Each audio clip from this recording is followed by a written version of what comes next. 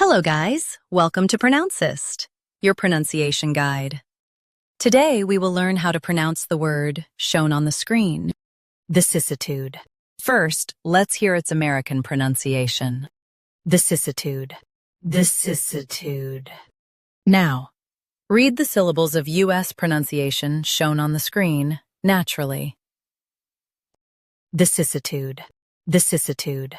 Now, let's focus on British pronunciation of this word. Vicissitude. Vicissitude.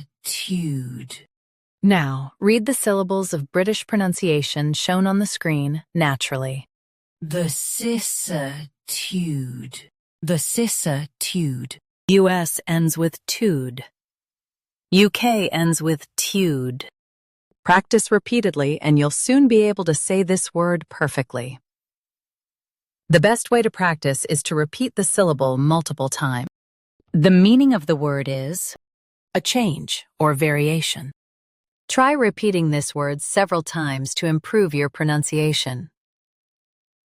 We post daily videos on useful and commonly mispronounced words to help you speak clearly and confidently. Save this video and subscribe to Pronouncist for more pronunciation guides. Thanks for watching us.